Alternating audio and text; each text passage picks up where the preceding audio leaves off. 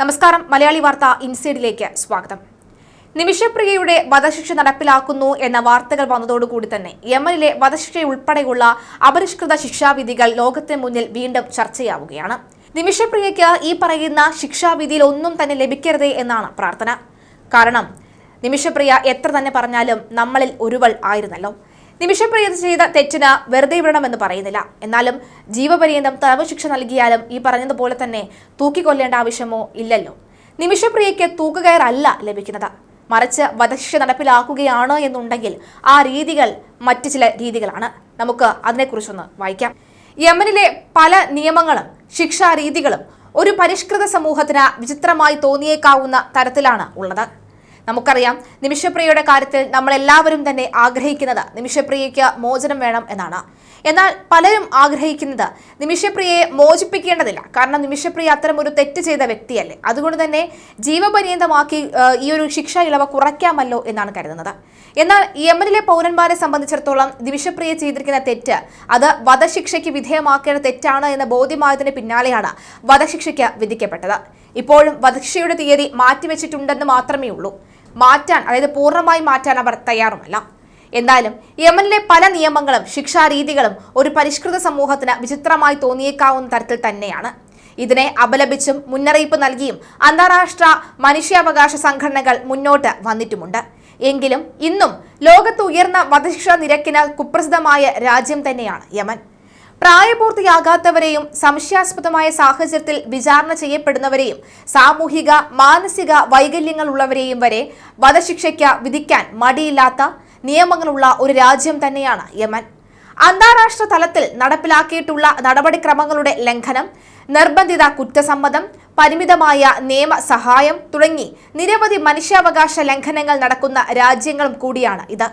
ഈ മനുഷ്യാവകാശ ലംഘനങ്ങൾ ചൂണ്ടിക്കാണിച്ചുകൊണ്ട് Amnesty International, human rights watch തുടങ്ങിയ അന്താരാഷ്ട്ര സംഘടനകൾ പല തവണ രംഗത്തെത്തിയിട്ടുമുണ്ട്. വെടിവെച്ചും കല്ലെറിഞ്ഞും തൂക്കിലേറ്റിയും തലവെട്ടിയും വധശിക്ഷ നടപ്പിലാക്കാൻ രാജ്യത്ത് നിയമമുണ്ടെങ്കിലും കല്ലെറിഞ്ഞു കൊല്ലുന്ന രീതി അടുത്ത കാലങ്ങളിൽ നടപ്പാക്കിയതായി റിപ്പോർട്ടുകൾ ഇല്ല. വധശിക്ഷയ്ക്ക് വിധിക്കപ്പെട്ട വ്യക്തിക്ക് മാപ്പ് നൽകാൻ അധികാരമുള്ളത് യമന്റെ പ്രസിഡന്റിന് മാത്രമാണ്. കൂടാതെ രാജ്യത്തെ ഏത് കോടതി ആർക്ക് വധശിക്ഷ വിധിച്ചാലും അത് പ്രസിഡന്റ് അംഗീകരിച്ചാൽ മാത്രമേ നടപ്പിലാക്കാൻ സാധിക്കുകയുള്ളൂ. പരസ്യമായും വധശിക്ഷയ്ക്കായി തയ്യാറാക്കിയ പ്രത്യേക സ്ഥലത്തും വെച്ചും ശിക്ഷാവിധി നടപ്പാക്കാറുണ്ട്. ശരീഅത്ത് നിയമങ്ങളുള്ള ക്രിമിനൽ കോടതികൾക്ക് കീഴിലാണ് യമനിലെ വിചാരണകൾ നടക്കുന്നത്.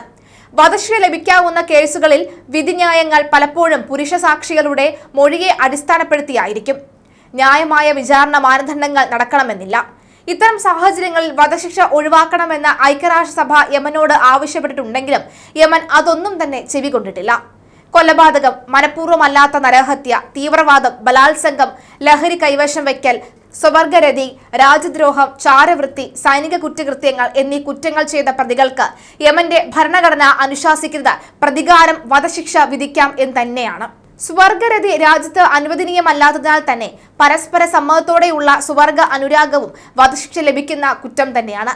ലോകത്തിന്റെ സിവിൽ രാഷ്ട്രീയ അവകാശങ്ങൾ സംരക്ഷിക്കുന്നതിനായി തയ്യാറാക്കിയ അന്താരാഷ്ട്ര ഉടമ്പടിയുടെ ആർട്ടിക്കിൾ 6 പ്രകാരം ഗുരുതരമല്ലാത്ത കുറ്റങ്ങൾ എന്ന പട്ടികയിൽപ്പെടുത്തിയിട്ടുള്ള കുറ്റകൃത്യങ്ങൾക്ക് പോലും യമനിൽ വധശിക്ഷ ലഭിച്ചേക്കാം. സ്വവർഗരതി രാജ്യത്ത് അനുവദനീയമല്ലാത്തതിനാൽ തന്നെ പരസ്പര സമ്മതത്തോടുകൂടിയുള്ള സ്വർഗ അനുരാഗവും വധശിക്ഷ ലഭിക്കുന്ന കുറ്റം തന്നെയാണ്. യമനിൽ വധശിക്ഷ നടക്കുന്നത് 2 തരത്തിലാണ്. പരസ്യമായ വധശിക്ഷയും അധികാരികൾ മാത്രം സന്നിധരായി നടത്തുന്ന ശിക്ഷയുമുണ്ട്. പരസ്യമായി വധശിക്ഷ നടപ്പാക്കുക എന്നുള്ളത് തികച്ചും സാധാരണമാണ്. ഇത് ഇടയ്ക്കിടെ യമനിൽ അരങ്ങേറാറുമുണ്ട്. യമൻ ഭരണഘടനയുടെ ആർട്ടിക്കിൾ 485, 487 എന്നിവ പ്രകാരം വധശിക്ഷ വിധിക്കപ്പെട്ടാൽ അത് എത്രയും പെട്ടെന്ന് നടപ്പാക്കണം. അത് കുറ്റമറ്റതായി കൃത്യതയോടുകൂടി നടപ്പാക്കുക എന്നുള്ളതാണ് യമന്റെ രീതി. തലവെട്ടുകയാണെങ്കിൽ ഒറ്റ വെട്ടോടെ കുറ്റവാളി കൊല്ലപ്പെടണം. വെടിയുതിർത്ത് വധശിക്ഷ നടപ്പാക്കുകയാണെങ്കിൽ മരണസാധ്യത കൂടുതലുള്ള ഭാഗത്ത് വെടിവെക്കുക. മരണം സ്ഥിരീകരിക്കുന്നതുവരെ വെടിയുതിർത്തുകൊണ്ടേയിരിക്കും. അതാണ് രീതി. കല്ലെറിഞ്ഞുള്ള ശിക്ഷാവിധിയാണ് നടപ്പിലാക്കുന്നത് എങ്കിൽ പ്രതി കൊല്ലപ്പെടുന്നതുവരെ നിരന്തരം കല്ലെറിഞ്ഞുകൊണ്ടേയിരിക്കും.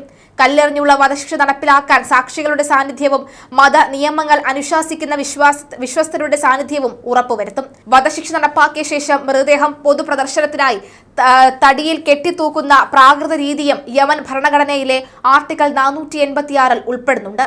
3 ദിവസം വരെ മൃതദേഹം ഇപ്രകാരം പൊതു ഇടങ്ങളിൽ പ്രദർശിപ്പിക്കുന്നതിനുള്ള അനുവാദമാണ് ഭരണഘടന നൽകുന്നത്. കല്ലെറിയലും തൂക്കിക്കൊല്ലലും നിയമപരമാണെങ്കിലും നിലവിൽ യമനിൽ വധശിക്ഷ നടപ്പാക്കുന്നത് വെടിയുതിർത്ത് തന്നെയാണ്. തൂക്കുകയറും ശിരശ്ഛേദനവും നടന്നിട്ടുണ്ടെങ്കിലും സമീപകാലത്തൊന്നും തന്നെ കല്ലെറിഞ്ഞ് വധശിക്ഷ നടപ്പായിട്ടില്ല. പരവതാനിയിൽ കിടത്തി കുറ്റവാളികളുടെ പിന്നിൽ നിന്ന് നട്ടലിലേക്ക് ഒന്നിലധികം തവണ വെടിയുതിർത്താണ് വധശിക്ഷ നിലവിൽ നടക്കാറുള്ളത്. നട്ടലിലെ കശേരുക്കൾ തകർന്ന് പ്രതി മരണപ്പെടും.